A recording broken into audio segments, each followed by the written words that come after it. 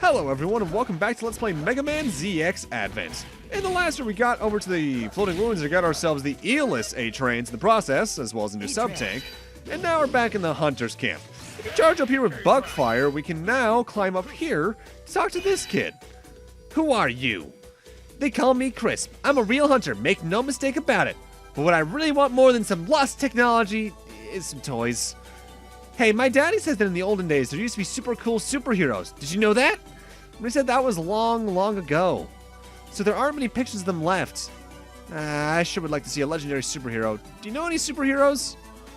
Do I count? I know, could you find somebody who has some legendary superhero stuff? Please, I'll give you my favorite pin from my pin collection. I think the pin visually in the inventory is based off of something. No, that's just, I guess it's sort of like the gold medals. So this is one of my least favorite side quests in the game. Legendary superhero stuff. Oh, I was kind of short on cash a while back, so I sold all that stuff. That hunter Tina said she wanted to see some pics of cool guys. I didn't want to give it to her, but she wanted it so bad. And now we have to come up here and talk to Tina. Huh? You're looking for some legendary superhero stuff. Let me think. Did I have something like that? Ah, you must be thinking about that secret disc. I gave that away to one of the kids at Hunter's Camp. I heard it had some pictures of nice guys on it, so I bought it for 200 energy crystals. A kid in Hunter's Camp, huh? If you're thinking there's no way they just gave it right back to him, I'm sorry, you're wrong. We have to go back to Chris immediately. This side quest is done in one room. I don't like it. Huh? Secret disc? This flying disc toy thing? The picture on the package was scary. It didn't look like a legendary hero to me. It sure wasn't the kind of superhero I had imagined. I'm sorry I put you through the trouble. Here, I'll give you this disc, but I want my pin back, though.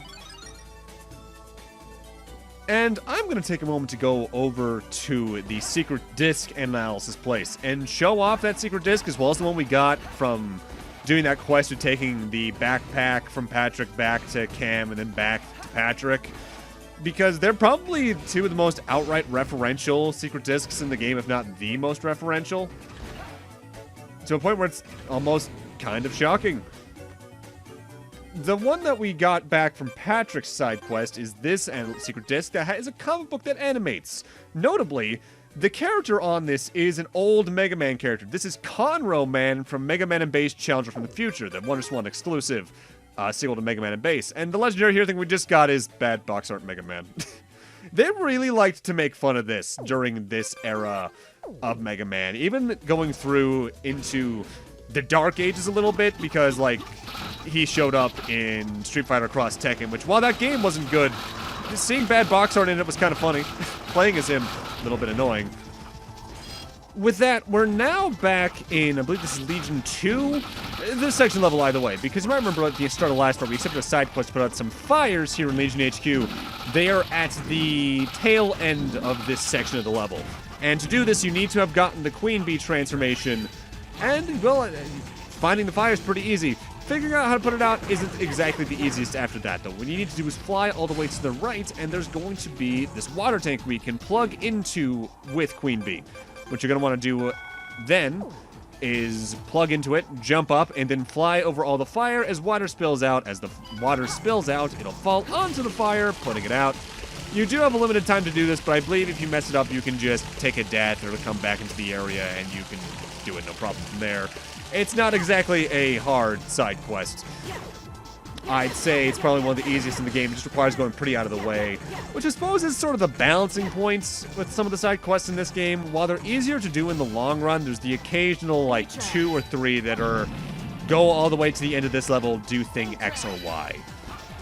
But at least I'm glad to say there's none as outwardly tedious as the one to get the sub-tank in the original ZX, where you had to go back and forth through, I think it was Area P, over and over again for those 2 people in Guardian Base. Either way, let's turn in this side quest. I am relieved to hear the fire's out. Thank you very much. This used to be my older brother's. Please, take care of it.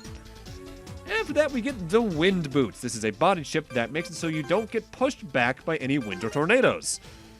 Theoretically, I probably should have come here to do this before heading over to the floating ruins, just so I could actively have that be useful, because I don't think there's Barring the times we're returning to the floating ruins for other side quests, I don't think there's any other levels in the game that have a wind mechanic in them at all, really.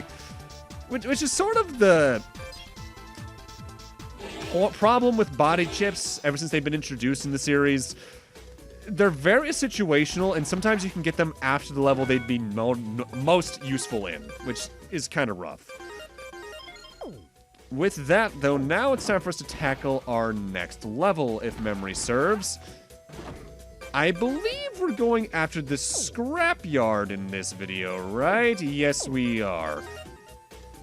This is technically my least favorite level in the game, but playing through it isn't too bad. It's my least favorite due to a side quest it's involved in later on. What is this place? There's junk everywhere. That's a scrapyard. There are mountains of discarded machines. Until only recently, they were all buried in the snow. Imagine that. I don't see any snow. The heat from the machines melted it all. Machines that were thrown away because they were supposedly broken became mavericks and started working again. Scrap that just starts working again? That's the reason I had you two come here. Whoever's controlling the scrap should be here too. Take him down and scrap the mavericks. This place is heavily implied, by the way, to be, I believe it was Area F from the original Mega Man ZX. The water area that I think you fought the first Model L Pseudoroid in, I think. With that said, this area is pretty straightforward to go through until it's not. With that said, you're going to be using Model P a lot in here. You're going to be using a lot of Siarnaq because this level fully takes advantage of the fact that you're going to have him by the time you get here. As they want you to flip up onto some platforms, they want you to grab onto some thin platforms with him. You're using him a lot in this stage to the point where I might as well say, just transform into him and don't transform until absolutely necessary otherwise, because he's that useful. The thing with this stage, though, is that there's a bunch of trash piled on the floor, and you sink into that like it's quicksand in certain other games. Sometimes it's just a way to slow you down. Other pits of trash, though, lead to death, so be careful of them. Additionally, this is sort of the closest thing ZX Advent has to a maze level, where there's going to be a bunch of doors that lead all into this one room that has a switch in it that you can press to stop certain trash flows from falling from the ceiling. I do take one of those false doors just to turn off the trash, which is more useful in expert mode because the trash falls at a higher rate on that difficulty. The thing that also helps with this level that makes using Model P/Siarnaq super useful is a bit of Siarnaq's touchscreen ability that I haven't talked about yet. Yes, it shows the map that you're on. Yes, it shows where enemies are, and you can tap them to throw kunai at them. But it'll also mark the false doors by not having them show up on the mini-map at all. If you find a door and it is present on Siarnaq's mini-map, that means it's a real door. It won't send you to the little loop that you have to do in the case you fall into one of the trapdoors like this one is. But I'm deliberately falling down here to show it off. With that said, if you're ever near the trash you're supposed to sink into, you need to turn off the featherweight chip, because if you have feather on, you won't fall through there, and we need to in order to hit that switch, so now any of the trash that was falling from the top of the screen will not be there. Also, be careful. You see those doors like the ones that are tied to the levers I just opened? The spikes on those are real. They will instant kill you. Be careful. The timing with those can be a little strict. If you're having some trouble with it, though, this is a stage I can also recommend using Chrono Force in, because his time bomb charge shot will actively slow down the doors. That door here up top, I believe, is another door that just leads us back through the loop. Yes, it is. I didn't even mean to come in here. Whoops. The main thing with that room I was just in is there's a door on the far right side that doesn't lead into this loop, but it leads to an area that's tied into a side quest that's not even available yet. So we're going to be coming back to this level a couple of times later on. And something I haven't quite talked about with ZX Advent is, while you can teleport from a trans server to any point in an level you've activated a warp point, you can't teleport from any point in the level there isn't a trans server.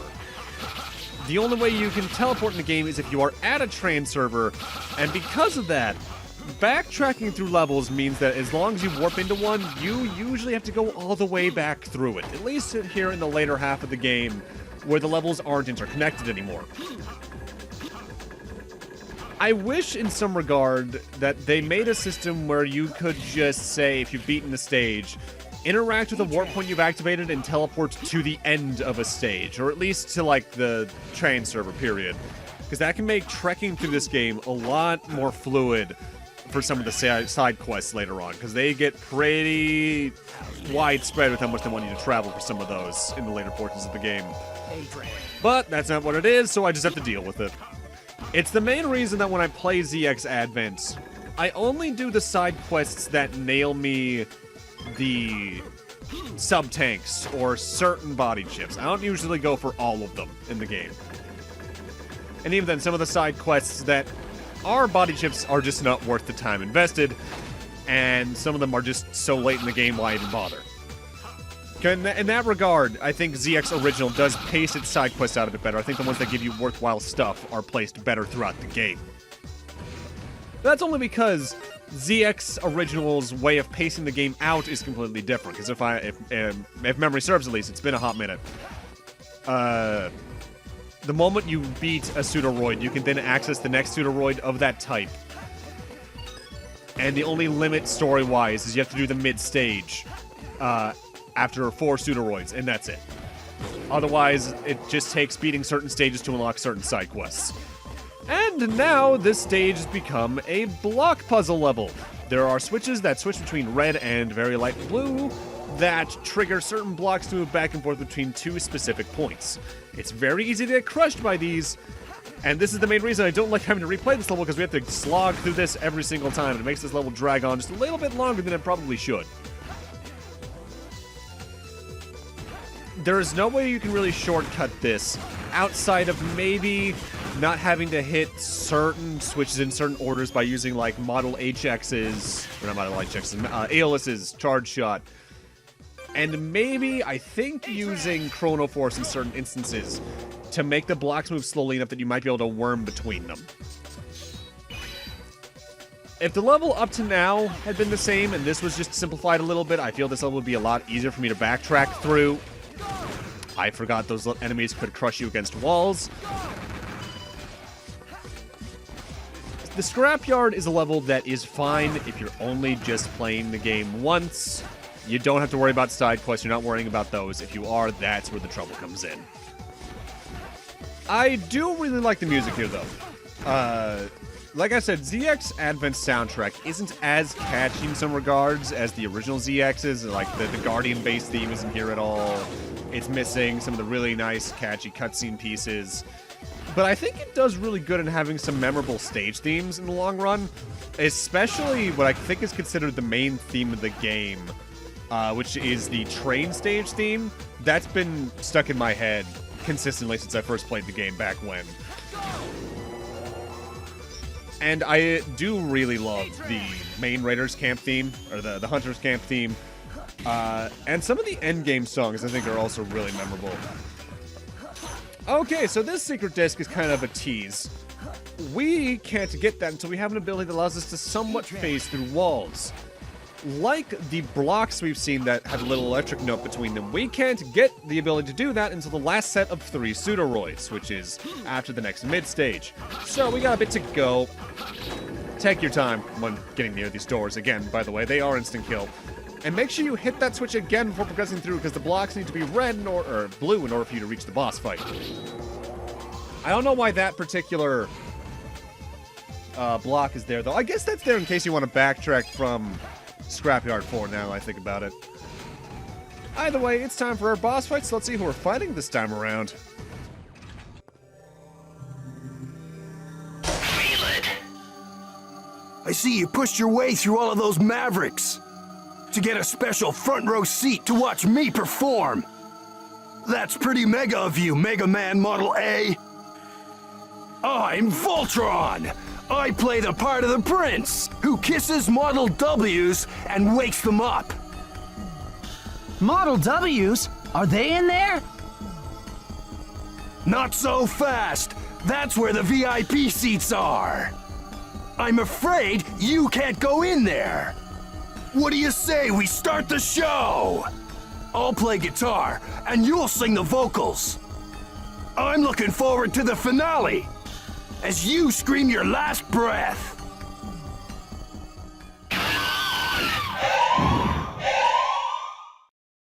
Vultron can be a little bit of a tricky pseudoroid. Sometimes he'll sit on either platform on the top of the stage, top left or top right, and that'll send trash going along the 5 directions, west, east, north, and the intercardinals. And the best way to avoid that is just sit on the opposite side of the hill that's in the middle of the stage, because that'll block any of the trash coming your way.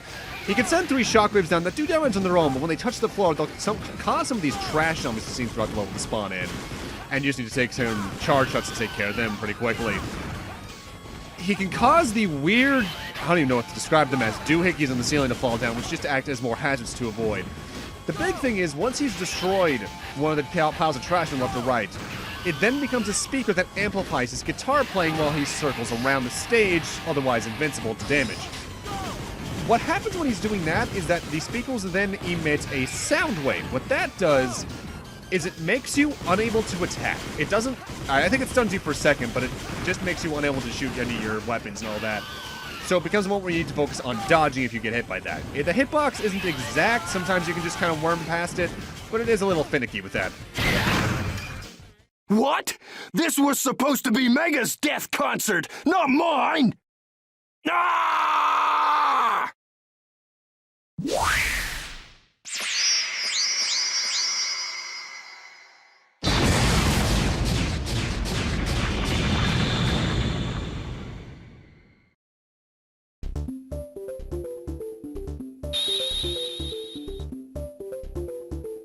Vultron's a little bit of a weak A-Trans ability, honestly. My favorite part about him is that his idle animation is him headbanging.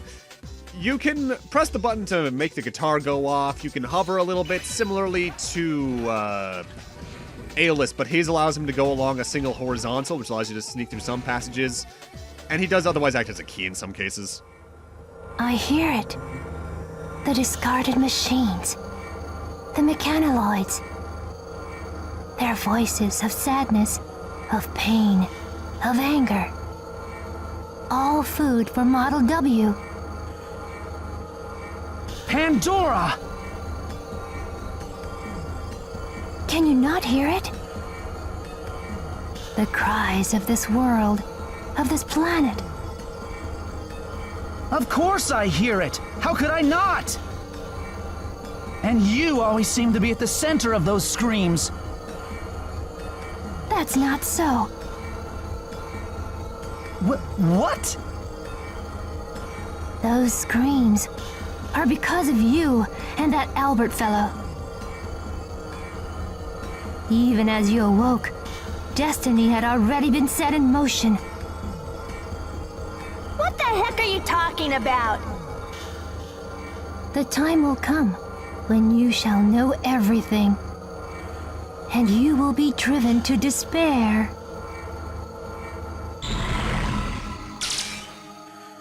I'll know everything? Driven to despair? What was that about? Huh. She took Model W with her. She's definitely odd. Good work. The Mavericks in that area seem to be settling down. Mission accomplished. Don't forget to submit a report. You know, we're doing really poorly at capturing and or destroying Model Ws thus far, huh? What the? Somebody's done something to this room. How are you supposed to get past that? Yes, I know, you can morph into Vultron and use his ability. Vultron can scale walls. You should be able to grab onto that counterweight and pull it down. Vultron can also hover. To use hover, press and hold the jump button in midair. It looks like it uses up some of your BM gauge, though. In other words, be careful hovering for long periods of time. But yeah, Vultron can hover horizontally, which allows you to get through certain spiked passages for secret discs. He can cling on to walls. His main attack is a little bit of a shockwave. But I honestly feel he's the least useful out of any of the pseudoroids in the game, because he's really only used for a couple of secret discs and grabbing onto like 2 or 3 of those counterweights throughout the game. Almost every other Pseudoroid, barring one in the final set, gets used for more than that. It's really sad, honestly, because I really like Vultron's character idea, and I love his design a lot. He's a really cool vulture. It's just a little disappointing. But with that, I'm going to need to end this off here. Thank you guys for watching, and in part 11, I think, we're going to do, I think, a few more side quests before heading on after our next and final of these next 4 stages. See you guys then.